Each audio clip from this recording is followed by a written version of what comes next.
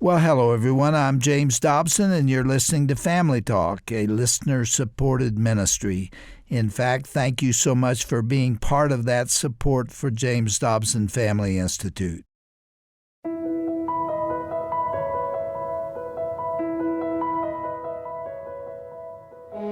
This is Family Talk. I'm Roger Marsh, thanking you for joining us today. You know, today is Wednesday, December 7th, and I want to take a brief moment to remember Pearl Harbor.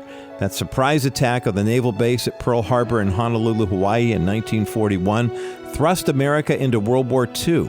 On that day, 2,403 military and civilian personnel lost their lives. Over 1,000 more were injured, and everything changed in this country. You know, it's been 81 years since that day, and it's important to remember how this country came together in a time of great turmoil. Today here on Family Talk, our guest is Dr. Tony Evans, and he'll be joining our host, Dr. Tim Clinton, for a dynamic conversation discussing cultural division and other hot-button topics from a biblical perspective. Today's broadcast is from our 2022 Best of Broadcast collection. Dr. Tony Evans grew up during segregation and went on to become founder and senior pastor of Oak Cliff Bible Fellowship. He's the author of more than 125 books and is the host of a radio program called The Alternative with Dr. Tony Evans. His wife Lois passed away in 2019, but Tony and Lois were married for 50 wonderful years. Together they raised 4 children and have many grandchildren and great-grandchildren as well. Now, before we get started, I want to remind you that this is a listener-supported broadcast outreach, and for this month only, we have a special matching grant in place. So if your heart is stirred to help us impact lives with God's Word, know that by making a donation to the Dr. James Dobson Family Institute during the month of December, your dollars will be doubled.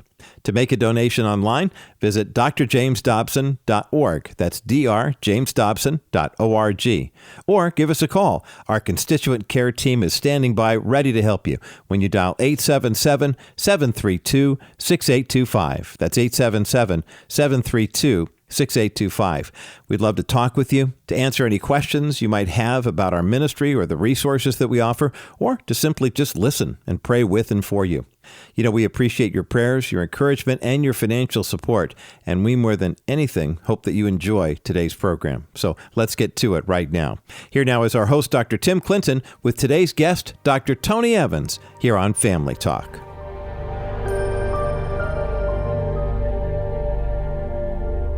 Dr. Tony Evans is one of the country's most respected evangelical leaders. He's a pastor, best-selling author, frequent speaker at Bible conferences and seminars throughout the nation.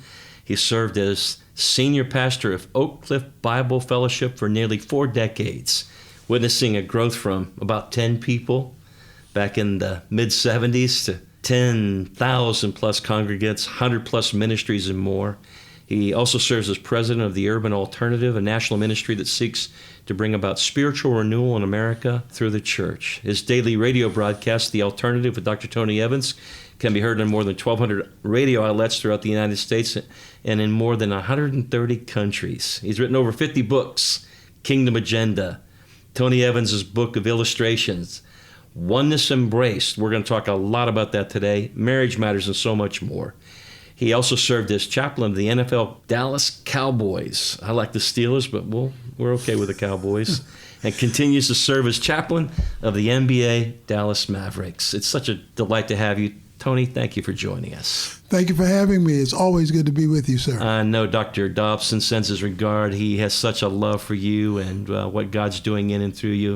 And he wanted me to make sure and say, tell Tony I said hello. Well, you give him my love. He and his lovely wife, they have meant a lot to our lives personally as well as our ministry. Yeah.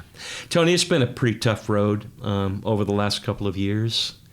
Really difficult, actually, for most Americans and people around the globe. Last time you were with us, though, you were coming off, we had a conversation about your wife Lois and the loss in your life. Mm-hmm. And that was quite an interview. I'll never forget it. Mm-hmm. And I just wanted to ask how you were doing, how the family's doing.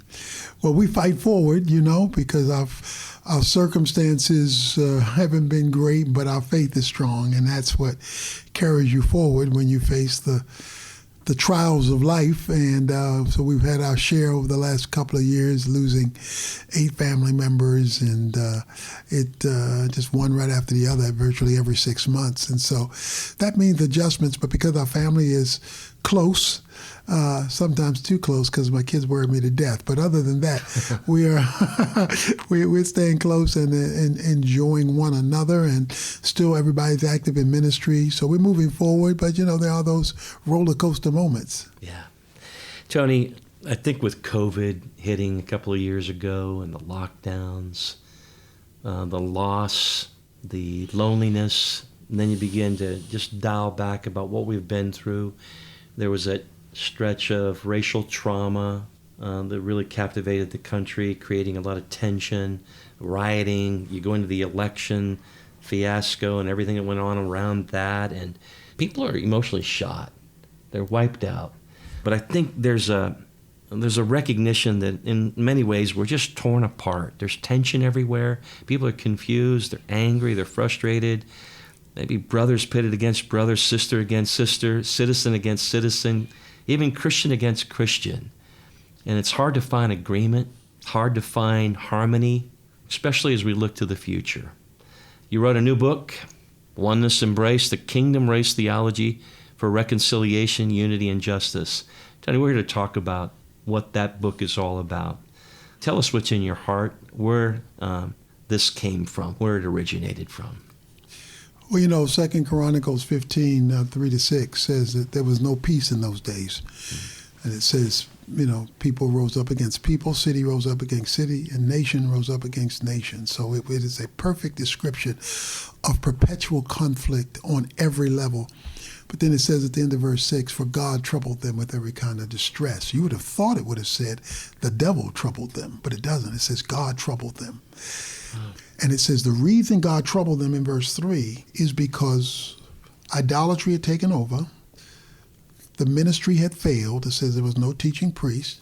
And then it says people made up their own rules, so there was no standard that people could operate by. And so it perfectly describes the culture and the country we're living in now. If God is your problem, God troubled them, then that means it doesn't matter who you elect. It doesn't matter what programs you come up with and how they are funded. If God is your problem, that means only God is your solution. So I view all of these things that you so aptly summarized theologically, not sociologically, politically. Those are fruit, not root, because God is the issue. That means God has to be repositioned and his standards in our lives and in the culture. Oneness Embraced argues that it is the unity of Christians, and unity we define as oneness of purpose, that will determine the engagement of God. God will only engage to the degree that his people are legitimately unified. John chapter 17, verses 23 to 25, it says that they might be one. Jesus says, perfect them in unity so that they might see my glory. There's one God composed of 3 co-equal persons, one in essence, distinct in personality. The Father is not the Son, Son is not the Spirit, but they all make up the one unified Godhead. When it comes to our human relationships, God is not colorblind. He's just not blinded by color. He does not want the distinctives that he has allowed and created to be the ultimate place of our identity. And what we have done is we've made race, color, culture, ethnicities, class a point of identity, which makes it a point of idolatry. And whenever false identity is rooted in a personal inner culture, it has become idolatrous. And once it becomes idolatrous, then we're back to verse 3, no true God. And that's because the pulpits have failed, and the mist in the pulpit will always lead to a fog in the pew, so that people don't know how to respond. When I wrote Kingdom Race Theology, there's the big book, that 434 pages of in-depth theological analysis, and then we have a pullout from that, the small booklet called Kingdom Race Theology, for people who don't want to read 434 pages. What we're trying to argue is God has given us a theology that we can link into to override, overrule, and bring harmony in a chaotic situation. So as bad as things look, there's an opportunity here like we've never had before, because the culture doesn't have answers. Tony, would you say that the culture, everyone's screaming, but no one's listening? No one can really hear. Let's go back to Trayvon Martin, maybe around, 2012? You fast forward, come up into 2020, the Ahmaud Arbery situation, and then, of course, the horrific scenes of George Floyd. Tony, it just escalated everything into like an explosion. What are you seeing out there, and what really has you concerned? Before we can receive the truth, I'm trying to see what's happening in culture, and can we break through? Because in some respects, a lot of people think racism is going backwards, not forward. Well, it's gone backwards because we keep picking fruit and not digging up root. And as long as you're picking fruit, new fruit's going to grow if the root is not addressed. And the root is having a right view of the imago Dei. The imago Dei, the biblical word for the image of God. The image of God starts in the womb. It starts in God's from conception. Psalm 139:16, God is engaged in the beginning and the origin of life. But the imago Dei is also used of our relationship with one another. James chapter 3, verse 9 says that you are not to curse another person because of the image of God. So what we've had is a term life agenda and not a whole life agenda. So there should be the right to life pre-birth and the right to life pro-birth. And those two must be hitched together. When they're unhitched, then that creates a divisiveness that God never intended. It's like the unity between righteousness and justice, you know? The Bible always makes them twin towers and never, they're Siamese twins. Like over and over and over again, those two, Psalm 89:14, from his throne, kingdom, from his throne comes righteousness and justice. God tells Abraham, Genesis 18:19, raise your children in righteousness and justice. But because people haven't preached them as twins, and because people don't receive them as equals, they divide the two. And when that division happens theologically, it happens sociologically and culturally. So we need to get to a imago Dei understanding of life. And then when we proclaim that, live that, and model that, now people are looking at life differently. Yeah, I would agree with you completely. I had a conversation with a dear friend of mine, and it was over the issue of racism. He is a black leader and someone that I care a lot about. He said, Tim, a lot of people don't understand racism and how common it is. He went on to tell me about what it was like to live in his world and how that people would come by taking human feces and put it all over his mailbox, destroy his mailbox, put everything on the ground, etc. He said, Tim, when you receive that stuff every day, it does something inside of you. And I just listened to him. He said, let me tell you what it was like to grow up as a boy and to work hard to become the valedictorian of a class and to have people basically turn away from you and not recognize you because of the color of your skin. And as we continued to have this conversation, I said, let's just talk about racism. What is it? Tony, help us understand. Racism is the decision to relate to a person or to treat a person in a way that demeans their dignity because of color or ethnicity. So it is prejudicial action based on illegitimate criteria, which is that color, skin, or culture, or ethnicity. That can happen individually or it can happen structurally. We tend to be more familiar with individual racial animus, but it can be structural. The illustration I give in the book, Oneness Embraced, is adjacent to our church is a golf course, and blacks were not allowed on that golf course until 1994.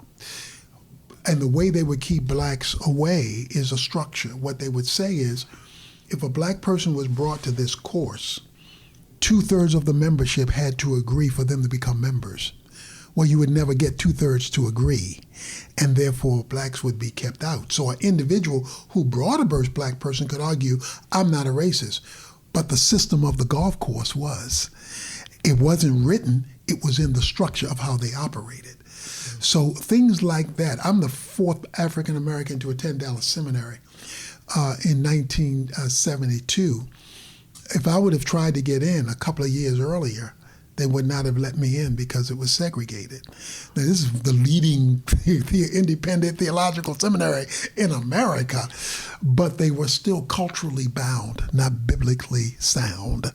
So when you see all of those kinds of things, here, we're doing this taping from NRB. Well, there were stations who told us until Moody came aboard and until Dr. Dobson wrote a letter telling these stations to give us the opportunity, and that's where our affinity comes from on the early stages of our ministry.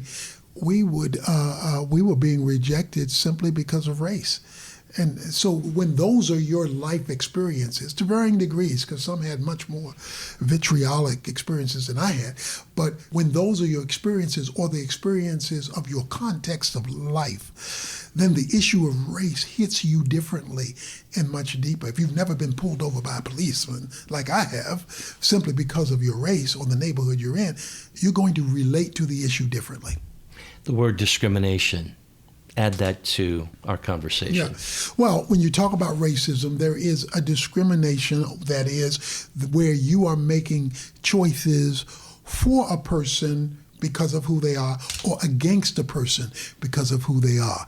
So you're creating a discriminatory or a divisive different based on illegitimate criteria. When people talk about white privilege, they're talking about the fact that whites have never been rejected because of skin color, and therefore benefits accrue to them that were not historically available to black people because of skin color. Therefore, they were discriminated against illegitimately. Is it fair to say, Tony, then in the midst of what we've been through and began to experience and watch unfold in front of our eyes and more, that people began to just spin with this, and you saw some politicizing of this, and then, of course, the birth of the Black Lives Matter organization. People started debating that, and they saw, two different sides, and they debated both sides, and then comes critical race theory and the debating that went on there. And help us understand what you saw or what you see happening in culture and where this thing's getting away from us.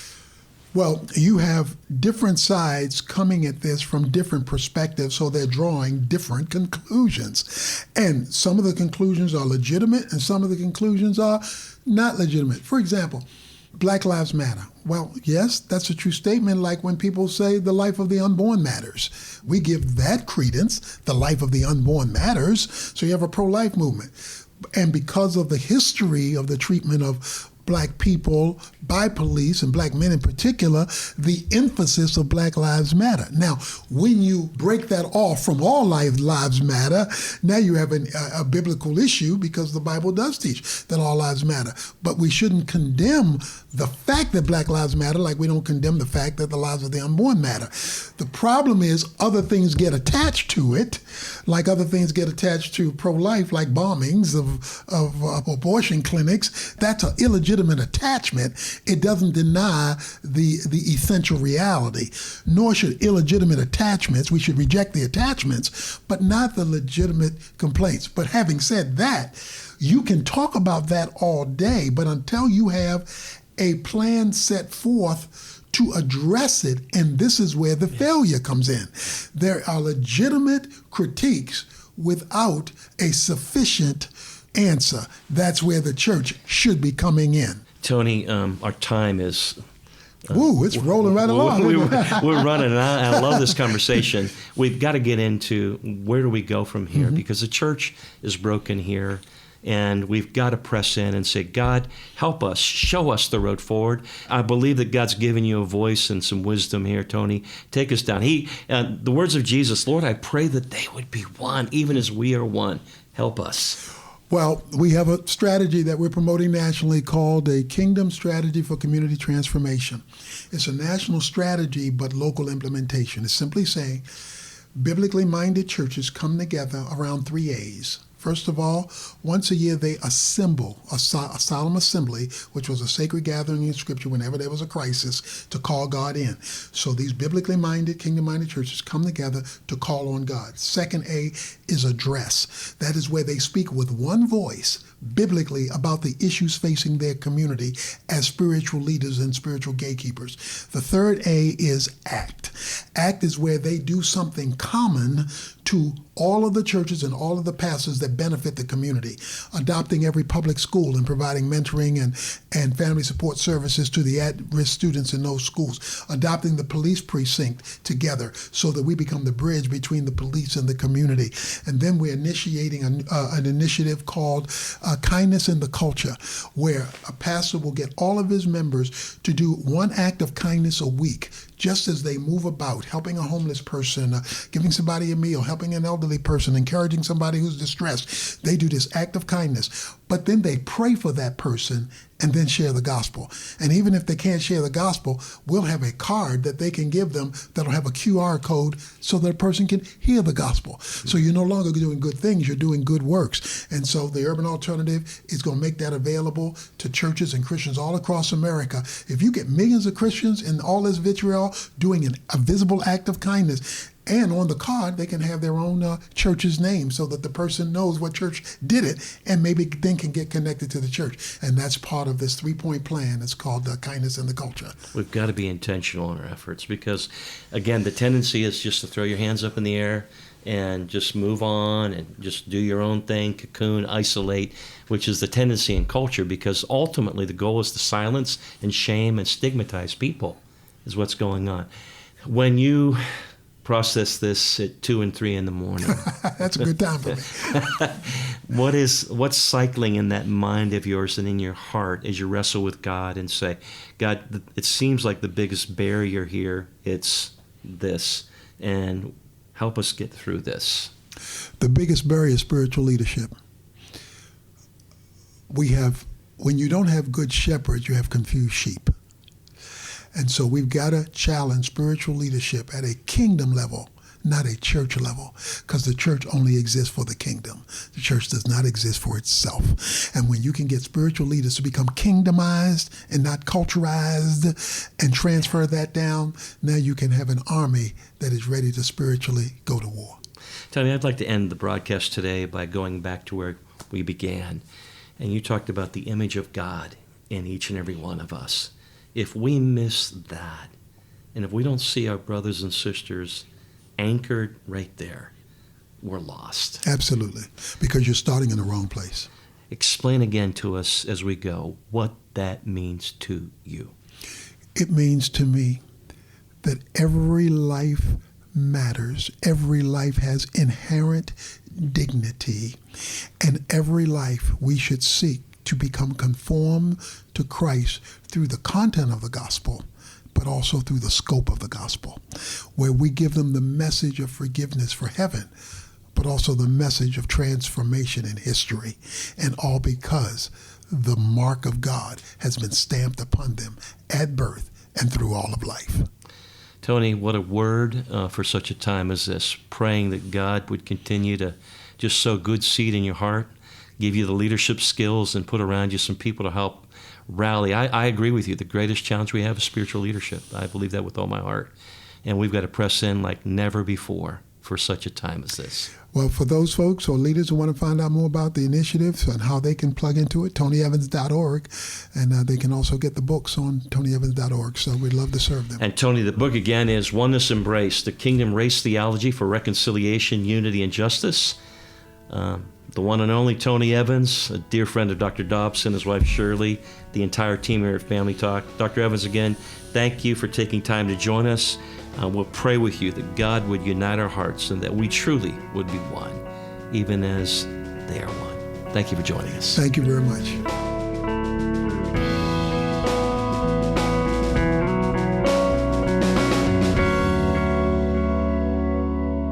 And that was our co-host, Dr. Tim Clinton, who spoke with Dr. Tony Evans this past March at the National Religious Broadcasters Convention about some very challenging topics that our country is still struggling with today. Let's be in prayer for change in the hearts and minds of those who can make change and move our country forward. We are in the season of giving, and as we deck the halls and trim the tree this month, please consider giving a gift that will truly touch the heart of a friend or a loved one. I'm talking about this year's Family Talk Best of Broadcast collection. It's available either as a 6-CD set of our most popular programs from 2022, or new this year, there's a digital download version as well. You'll be able to stream it off your phone or connect your device to any larger device or Bluetooth speaker and play it for family and friends. It's all yours as our way of thanking you for a suggested donation of $50 or more to the Dr. James Dobson Family Institute. You can reserve your copy by visiting drjamesdobson.org/best of 2022. That's drjamesdobson.org/the word best, the word of, and the number 2022. Or you can make your request over the phone when you call 877-732-6825. That's 877-732-6825. Our customer care team is standing by, ready to serve you. I'm Roger Marsh. Thanks for inviting us into your day today. We invite you to come back again tomorrow for another one of this year's favorite programs as we celebrate our Best of Broadcast 2022, coming up again tomorrow right here on Family Talk.